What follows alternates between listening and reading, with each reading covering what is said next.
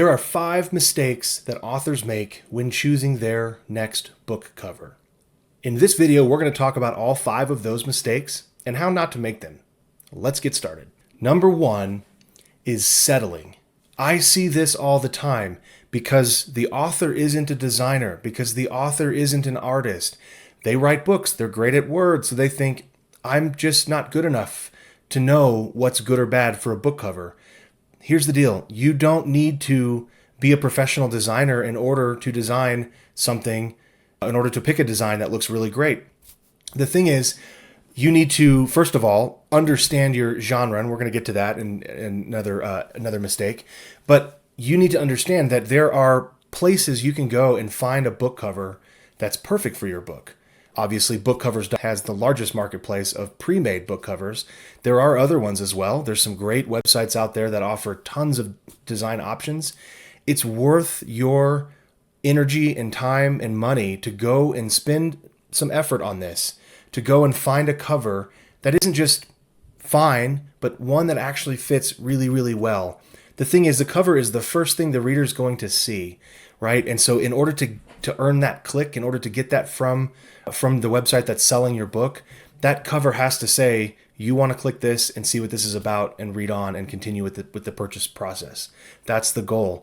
And so when you settle for a cover because you think, well, the book inside is so good, as long as people read it, they're going to love it. That's fine. But the thing is, they're not going to ever get to that point if they don't get past your cover. So go find a great cover somewhere, however you need to do it. Educate yourself. Watch some of my other videos about this. Just because you're an author and not an artist or a book cover designer doesn't mean you can't find something that doesn't look amateur. All right, number 2. This goes hand in hand with the first mistake. And mistake number 2 is designing it yourself. Stop doing this. I'm talking to you, designer, or person who's not a designer, author who doesn't do anything besides write books. If you are a professional designer, obviously this doesn't apply to you. But if you're just an author that we talked about in mistake number 1, you really shouldn't have any business designing your cover. You're too close to the book, first of all, so you know it intimately, you know it, the intricacies of it in and out, and you might think that because you know it so well, you know best what needs to go on the cover, but that's where you can get in some trouble, because if you put whatever you think you want to see on the cover, it might have nothing to do with what the actual genre wants or needs. In other words, it might have nothing to do with what a reader wants from that exact book.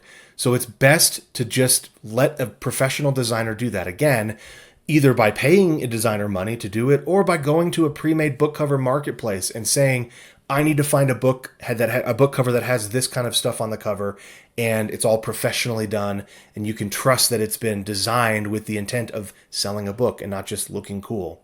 So if you want to use Canva, you know what? Give it a shot, mock it up. That's fine. But then hand it off to a professional designer who can take it the next level and say, yeah, you've got a great design here. The elements are all here. I see you've got a sword and some fire and some text. Let me put it together and mock it up in a way that actually is really professional and will sell the book for you. Mistake number 3 is skipping the genre research. This is something I also see all the time. Authors just plop a cover on their book because they think they know what the genre wants because they're writing in that genre or they're reading in that. And that's not necessarily true. If you read in the same genre, if you read romance and you write romance, that doesn't necessarily make you an expert in cover design for romance because trends change and what's popular right now may not be popular in a few months or years. And so it's really, really, really important to stop, slow down, do the research in the genre and make sure you understand what's on the covers that are selling. How do you do this? Well, it's easy. You go to Amazon, you go to Apple Books, you go to Kobo, wherever you want to buy your books from, and you look at the top 50 or top 100 in the sub genre that you're in. And I say sub genre because if you just look at mystery and thriller as a category on Amazon, you're going to get mysteries and thrillers. Well, those aren't exactly the same genre, are they? And you're going to get historical thrillers mixed in with, military thrillers and space thrillers and all these other kinds of things and legal mysteries. And these are very, very different color schemes and cover schemes and very different genre expectations are in that. So you need to go get the sub genre, pop it up on your screen and just start slowly scrolling through. Look at the covers on there. You know that if they're on that page, they're selling reasonably well. In other words, you would be probably pretty happy if your book was 1, 2, 3, 4, maybe up through 10 on that sub genre page, right? So that's how you can tell that those covers are actually working because people are clicking on them. They're reading about the book, they're seeing the price, the reviews, all that stuff, and then they're deciding to buy it. It's not solely based on the cover, but the cover is the first spot the reader's going to see your book and intuitively, psychologically go yes or no. They're going to say in an instant, I'm going to click this because it matches the expectation of what I want to read next. Let me click it and go on. All right, mistake number 4. Can't really not talk about this one when we're talking about mistakes. And one huge mistake is letting AI make the entire cover. Okay, the reasons for that are many, but I'm just going to talk about one of them. There's a whole discussion here, obviously, the different videos. We can talk about AI all day long. I'm a human. I'm a fan of humans, so I want humans to do this kind of work. But the problem that I have with fully generated art is that it never gets all of it right, even with multiple iterations of prompting. So if I open up OpenRouter and use Nano Banana 3 or 2, whatever it is, the latest one, Pro Image Generation AI tools, it's going to give me a really, really, really cool, good, arguably, image that looks perfect, depending on what the prompt was. But that doesn't necessarily mean it's going to give me a perfect book cover. Because, again, a book cover has different elements on it most of the time. Now, I mean, I guess you could generate a book cover if it's just got, a simple rose on the front and literally nothing else. You could probably get a pretty good cover out of that because that's just an image, But I would argue just go to a stock photo website and find a picture that you can purchase that gives a human some money and use that rose instead. So we're not talking about that kind of cover. We're talking about the vast majority of commercial fiction or genre fiction covers, which have at least 2 elements on there. And when I say element, again, watch my other videos on what good cover composition is, but there's usually a few different things on a cover, like the text and the typeface and the font matters. The color scheme itself is an element. And then the imagery that makes up that cover on a certain background or backdrop. These are the elements on a cover. And so if you try to fully generate that, even as good as these tools are today, it's probably going to be a lesson in beating your head against a wall because it doesn't work. I've tried it. I'm not talking, I'm speaking from experience here. I've tried it many times to go to one of these places and say, okay, I'm just going to generate me a whole cover for a thriller book with a man running away. It usually gets something right. It usually gets the man running away, or it usually gets, the man running away, but then it misses something like, oh, well, he's jogging, instead of running away with a gun and he's wearing a coat. So then you add that to the prompt.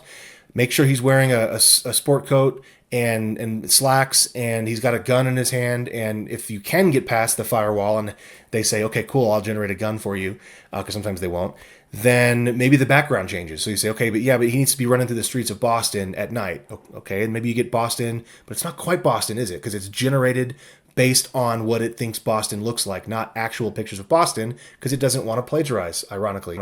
So we get basically just this disaster of epic proportions because the closer we look at that image, the more we realize, hey, it's just off. There's some uncanny valley about the person, or the city's wrong. It's supposed to be the Sears Tower, whatever they call it now, and it's not. And so this is the problem. The big problem that I have with letting AI do the whole thing is that it doesn't do it right. So still, use AI tools for generating an element or changing something about an image or a cover that you've already designed. Sure, there's tools like Adobe Firefly built into Photoshop that can do that for you.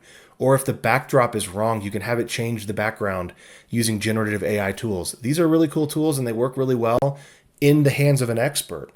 If you're not an expert cover designer, don't think that you can use an AI generation suite to generate your cover image whole hog. At the very least, it'll generate an image of something, but good luck trying to get the right text on there in the right way and, whatever.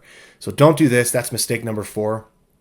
Last but not least, don't fail the thumbnail test. Your book cover is rarely going to show up all huge on someone's screen, this big, like it's on the refrigerator and their kid drew a picture.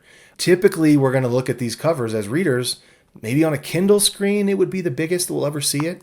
But most of the time, our books as authors are getting released as ebooks, right? And ebooks are sold on websites, and websites have to put a lot of book covers all on the same page. We talked about that genre convention thing, going to a different subgenre page on whatever store and looking at all those covers.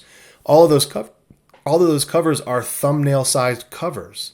They're itty bitty. They're tiny little covers, and you still need to be able to tell at a glance that cover either matches your expectation of what you want the book to be about or it doesn't. Okay, and if you do it well, you can design or have a book cover designed for you that matches the thumbnail, that passes the thumbnail test.